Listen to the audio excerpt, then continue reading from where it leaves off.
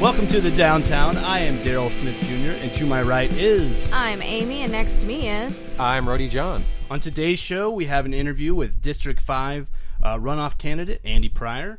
Really great interview. Always a pleasure to have him on the show. Where did we go on Thursday, Amy? We went and ate at our very first pizza place for our 2019 Tournament of Toppings. We went to the New Yorker, and that will be coming up in a bit. Yeah, we will get into that. What else did we do on Thursday after we had some za? After we had some good old pizza, we went down to Truth Vinyl, where Hell's Half Acre Vodka out of Fort Worth was sponsoring the open mic night there. It was longer than usual. Normally it is 5 to 8, but this night went on forever. We left around 11, I think, is when we did. And after we going. walked down to the John Oates concert that was also happening, which downtown Arlington is bumping, man. Like, you were freaking, John Oates was playing, there was freaking, Dave Cave was down at Truth Vinyl. Shout out to Dave Cave. If y'all don't know Dave Cave, go out to Truth Vinyl and check it out. It's every Thursday. Every Thursday. Go find Dave Cave. Coming up right now, though, we will have our interview with Andy Pryor. We did reach out to Andy's opponent in the District 5 runoff race, Dr. Nunez. He had to reschedule, and we just haven't been able to get back in touch with him. So we are here with Andy Pryor, who is a runoff candidate, or he made the runoff in the District 5 race. Thank you for coming back on. My pleasure. It was a real honor to be invited back. Yeah, I don't know if we'll probably want to ask the pizza question again, but I wasn't here, so what is your... It doesn't count if you weren't here. It doesn't count at all. Right, exactly. Nothing happened before. So you've been out in your district, you've been walking around, meeting your voters. What sort of things have you been doing in the community to meet people? So I think I was the only candidate of the four of us in the general election who managed to make it to every single candidate forum that was hosted by any of the groups around town. And I did my best to go to every single one of those. I've been talking to people at their doors. I'm out block walking today before I go to the Arlington Farmers Market, Foodie Market, for the Best in Arlington competition. Nice. I'm looking forward to that. So yeah, it's been fascinating to talk to people on a variety of issues, some of which you wonder how it's related to city council, and sometimes you're like, okay, this is a major issue that we need to talk about here in Arlington that maybe isn't getting any conversation. Like, what would some of those subjects be? So I was at Thursday night's quarterly HANA meeting this week, and they had a Arlington PD representative there talking about what Arlington does for homelessness, and she threw in a second topic, kind of like, I've got this and more. And the and more was she's on the board here in Arlington discussing the upcoming 2020 census and how that's going to impact everything across the board, from funds from the federal government to redistricting, things like that. Well, what she didn't know was a little passion project of mine is ballot access, voters' rights, and the proper representation of everybody. And honestly, this hasn't come up in the campaign at all. But one of the things I'm looking forward to, assuming I'm successful and win this runoff and I'm on city council, is being a part of that discussion of how do we redistrict our single-member districts across Arlington to make sure people are truly getting representation the way they should be. Right. And I welcome that conversation. That's something I've studied and looked at for years at both the state and federal level. So I think that's something I'm going to be very well suited for, but it's a conversation topic that has not come up before Thursday night at any meeting with anybody. That's really interesting and also really important, and it's something that we should definitely be talking about. How has your running and the subsequent runoff election changed your view of the city? And look, when you meet people and you're talking to people, how has that meeting people changed how you view? Has it changed how you view the city? Probably the first question. No, I don't think it's changed how I view the city at all. Strengthened it any? I think what I've appreciated the most is how passionate people really are. And it's one thing to see that passion in some long thread on Facebook, people going back and forth about a single topic. It's a totally different matter when you're talking to people face to face, looking them right in the eye, and you're talking about the important issues that matter the most to them individually, and spending 5-10 minutes to, in some cases, an hour plus talking to the same person about whatever's on their mind. And I appreciate that. I think that's something we need more of, open and honest conversation and dialogue about all kinds of topics, things that people don't normally get a chance to talk about. And I think that I think has been what I have appreciated the most out of this campaign so far. Cool. What do you think the future of Arlington is? Like specifically District 5. What do you see for the future of District 5? I see some needed transformation and development of people's lives in a way that District 5, in some respects, has been left behind the rest of Arlington. And I think there's a time period now where we need to see how can we get, from my perspective, City Hall out of the way and allow people to actually build and develop the District 5 that they want to have.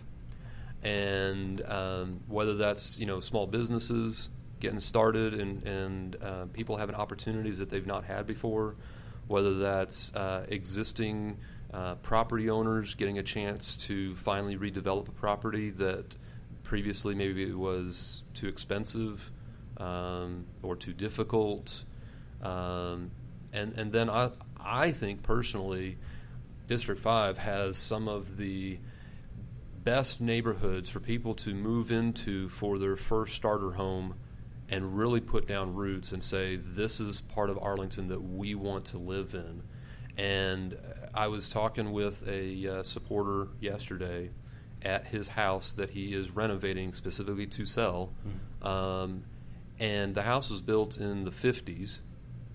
And he has gone through and completely redone everything from bathrooms to the kitchen cabinets to all kinds of stuff. And I was just in awe of all the work and time and money he's put into it. And I told him flat out, completely honestly, I was like, man, if I was in the market for a house right now, I think I might put a bid on this. This is great what you've done here. I mean, a 40-foot long sunroom on the back of the house. Very nice. Yes, very nice. And I'm just like so jealous of everything he's done to the house. And I'm going, these are ideas I need to implement in my own house. So I see these opportunities around District 5 that I don't think exist in large portions of the rest of the city, because so much of the rest of the city is new build in the last 15, 20 years. And there's nothing wrong with that, but it's a completely different opportunity. My house is the same way. Mine was built in the 50s. Mine's in the 80s, yeah. The neighborhood is a lot different than, say, something actually where you live now, like over by Martin. We kind of had talked after we actually interviewed last time about this, what the identity of Arlington is. Do you think that the city of Arlington has a distinctive identity yet? And if not, do you think that they're building one now, or do you think that's something that is to come still? We're still defining that. I think we're still defining it. Okay. First of all, I think it also depends upon who you talk to. Very fair. As to what the identity of Arlington is. I think there is a part of Arlington that is completely satisfied being identified by our major sports teams. There's nothing wrong with that.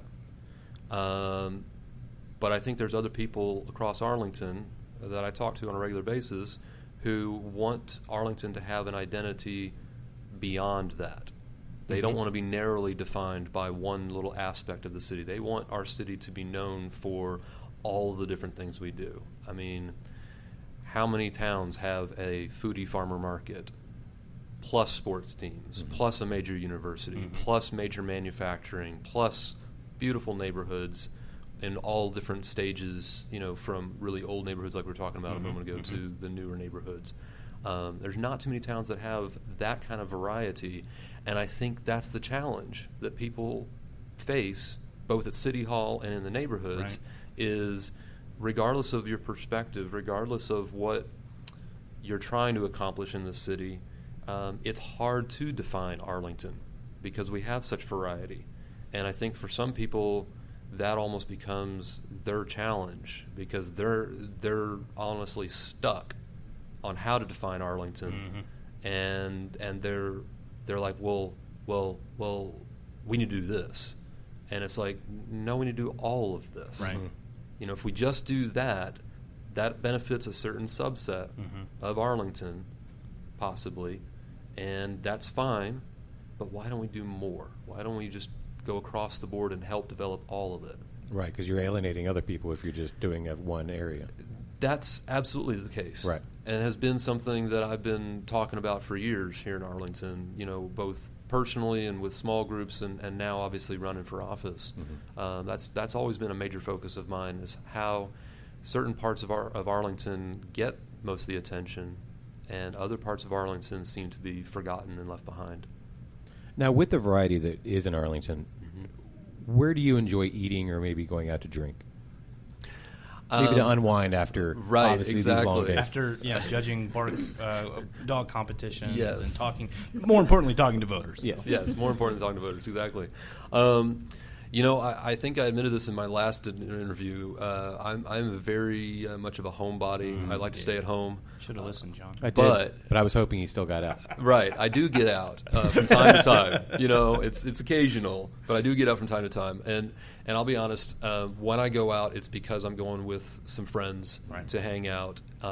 It's because there's a place we want to go to, maybe for their Chinese food, or because it's a bar that we like to hang out at. And it's more about who I'm with than where I'm going. That makes sense. And so, I mean, I could start name dropping restaurant after restaurant, bar after bar. They'd all get jealous of each other if I didn't mention them. But the fact is, if I'm going to go out, because I am a bit of a homebody, I would prefer to go out with people that I want to hang out with, rather than just go fly solo and hang out someplace. And I do that from time to time. Right. But that's not my preference. My preference is to go out with people that I want to hang out with. So. Great. Is there anything else you want to? Is there anything else you want to mention to the voters while we got you here? Oh man. Okay, a couple of things. First of all, the election date itself is June 8th. Yes, sir. Early voting starts the day after Memorial Day, which is May 28th. And there's one critical piece of information that I don't know that everybody in the district is going to know, but it only applies to the western side of the district. And that is because of construction, there is not going to be Election Day voting at Bailey Junior High. Anybody who would normally go to Bailey Junior High is going to be going to Duff Elementary, which is technically not even in District 5. Interesting. Because of the construction at Bailey Junior High. Okay. So I think that's important to make sure voters know that they know where they need to go. Absolutely. As part of this runoff election, since we're the only election left in Arlington. Well, congratulations on making the runoff. Thank you. And Thank you. I'm sure we'll have you back again. Thank you so much for joining us. We always enjoy having you here. Thank you so much. So we are in Rhodey's car, right outside the New Yorker Pizza, doing our very first Tournament of Toppings. Vroom, vroom, baby. It was windy, so we came in here and... I thought you said it was Wendy's. We lied, and we were actually at a Wendy's saying we had pizza, when in fact... We had the double cheeseburger. We had a junior bacon I had baconator. Chili. Okay, Amy no, really. had chili. We had pizza. We went to our first pizza place. We ordered some slices of cheese.